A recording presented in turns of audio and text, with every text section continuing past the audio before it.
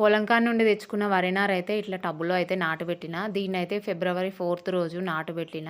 So, నాటుబెట్టేటప్పుడు దీనిలో ఏమేమి మట్టేస్తున్నా, ఎట్లా చేస్తున్నా అనేది కంప్లీట్ వీడియో అయితే తీసి పెట్టిన. కాకపోతే ఏంటిదంటే, ఆ వీడియో అయితే మిస్ అయింది. అందుకని చెప్పేసి మళ్ళీ వీడియో తీసి అప్‌లోడ్ అయితే చేస్తున్నా.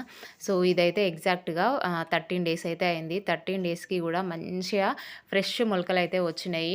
ఏది కూడా కుళ్ళిపోకుండా అన్నీ అయితే మంచిగా మొలకలొస్తున్నాయన్నమాట. సో, ఇదైతే ఉంటది అన్న హోప్ అయితే ఉంది.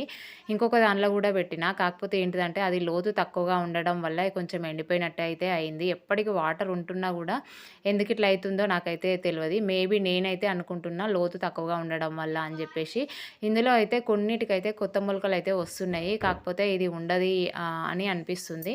సో, ఏదేమైనా గూడా అప్డేట్ అయితే ఇస్తాను. ఒకవేళ మొత్తానికే పోతే చెప్పలేం గానీ, ఉంటే మాత్రం ఖచ్చితంగా అప్డేట్ అయితే ఇస్తాను. మనకైతే వరి కోతకు రావడానికైతే 4 నెలలైతే పడతది గదా! సో, మధ్యలో ఇది ఎట్లా ఉన్నది, ఏంటిది అనేది అప్డేట్ అయితే ఇస్తాను. సో, మొత్తానికి పోతేనైతే ఇంక చెప్పలేననమాట.